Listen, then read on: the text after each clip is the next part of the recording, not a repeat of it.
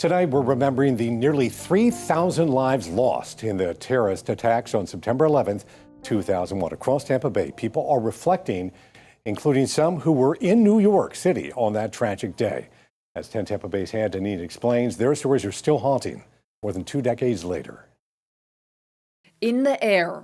Well, that day I was flying from Tokyo down to Hong Kong airport. Down the road. I was sitting at my computer actually typing when the first plane hit. Even right there. I was on the 81st floor of the first tower. 9 floors above me is where the plane came in. 22 years later, memories of 9/11 are deeply embedded in many across Tampa Bay. This was a horrible, horrible day.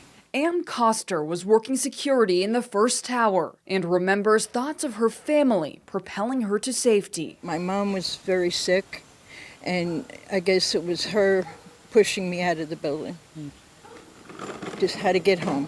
For pilot Mark Winekrantz, from the air on the other side of the world, he knew something was wrong. There were some weird things happening on the radios. Singapore Airlines was trying to get permission to enter San Francisco airspace, and they were turned away. And we all commented on why would something like that happen? Reality being far worse than he could imagine. His thoughts immediately going to the flight crews. That could have been us, any one of us, because we were not prepared. Candace Baker is a retired New York City detective. Second plane came around.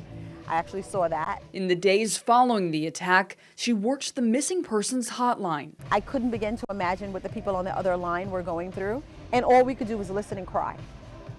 And had as much compassion as we could, but we cried a lot. Today, people across Tampa Bay unite in memory. You have to remember. You always have to remember what happened.